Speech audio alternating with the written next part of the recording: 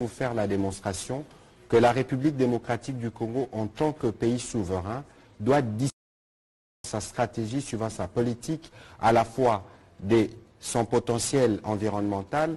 D'ailleurs, l'environnemental, ce n'est pas du potentiel, parce que c'est du concret. Au moment où nous parlons, ceux qui polluent bénéficient de nos forêts, mais nous n'en bénéficions pas. Mais aussi de l'appel d'offres qui a été fait récemment, qui a été lancé par le président de la République, non pas pour que les ONG continuent ou sèment le doute dans l'opinion.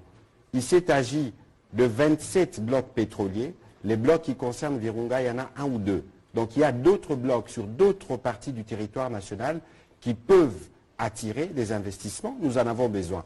Pour ceux qui estiment qu'au niveau des Virunga, on ne peut pas parce qu'il y a ceci, parce qu'il y a cela, nous considérons que les humains valent plus que les gorilles, que les humains valent plus que l'écosystème. Nous devons régler le problème de sécurité impérativement et permettre à nos populations riveraines de profiter pleinement du fait qu'ils soient congolais. Cela doit être bien clair et nous ne faisons du mal à personne en décidant de les faire comme tels. Vous avez suivi que le secrétaire d'État américain est annoncé. Il est prévu que ces questions soient abordées, notamment avec le président de la République. Le président de la République dira la position officielle de la République démocratique du Congo, et ceux qui sont nos partenaires doivent simplement s'acquitter de leurs responsabilités.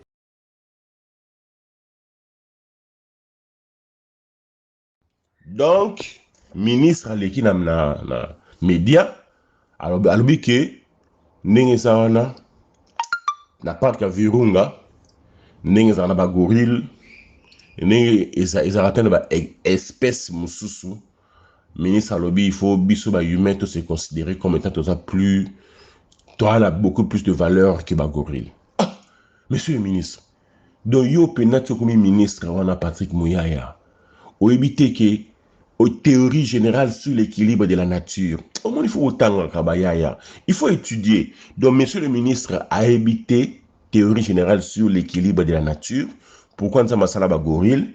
Pourquoi nous avons masala ba plante? Pourquoi nous avons masala ba mbambisi? Monsieur le ministre, lui, se considère comme étant, il est plus lié le corps humain à ça plus la valeur que le kabagorille. Donc, le coup la Virunga wana ezali moko ba bloc ya pétrole ya RDC na habité monsieur le ministre conclusion des années donc faut tout ma part ka Virunga mais yoso bossa na ki ba gorille wana bazali ba espèce protégée hein monsieur le ministre hein yo éviter que hein ba gorille wana bazaka ba patrimoine national oui ba ngoté donc tu comme ministre Patrick Muyaya au cas là comprendre que ba gorille ba espèce protégée et puis va faire partie na patrimoine national vous comprendre et que richesse à liboso ya mboka à part ministère de la culture que moi je considère comme le premier ministère dans un gouvernement. Parce que Dieu fait partie de notre culture. La culture, c'est notre façon de prier. Dieu, la culture, c'est notre façon de manger. La culture, c'est notre musique. La culture, c'est notre façon de draguer nos femmes.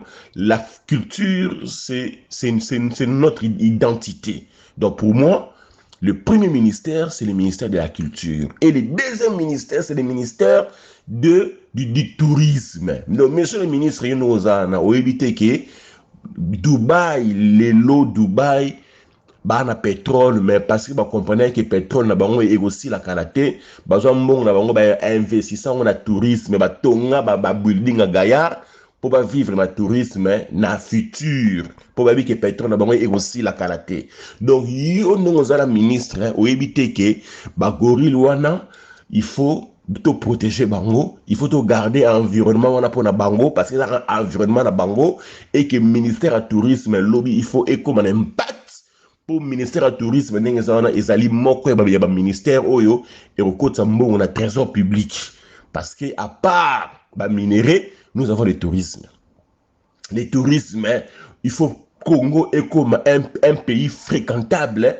Batuba banako ya kotala ba gorille wana batuba ba ya kotala ba gorille wana ba ofuta ba mbongo na bango pour na ba billet d'avion ba ofuta ba hôtel na bango bako dépenser na mboka na biso et ba devise wana o bango bako ya na biso yango wana tozana on a besoin pour la balance commerciale na biso. Monsieur le ministre ay makambo wana te.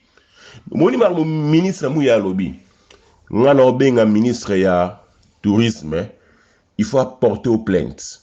Na obenga ministre ya tourisme sikoyo na ibisaye ke il faut porter Patrick Mouya ya plainte. Comment il y a Korolobake, biso ba humain, il faut se considérer que tu as la valeur que les gorille, que tu as la valeur que l'écosystème, l'homme qui vit dans l'écosystème. Nous sommes en 2022. Monsieur le ministre a compris même pas que l'écosystème c'est quoi. Monsieur le ministre a compris c'est quoi protection, il y a espèce bazali protégé à niveau international. Monsieur le ministre a évité que nengeza wana et que parc de virunga wana ezali site moko protégé, ezali patrimoine national, il faut de garder en bongo parce que ils ont joué rôle dans l'écosystème. Donc je ne suis pas ici pour tala on m'a na sikara yango na benga nous ministre ya tourisme na ebisaye ke omoni mutuna yo wana muyaya porter plainte loba na ya retirer ba propos na ye parce que eloko muya lobby donc a déclaré guerre na ministère du tourisme, a déclaré guerre na ministère même ya culture parce que même les gorillas font partie de notre culture. To vivakana ba espèces wana ce sont des espèces protégées. Donc c'est un monsieur qui doit démissionner. Il doit démissionner dans les 48 heures qui suivent.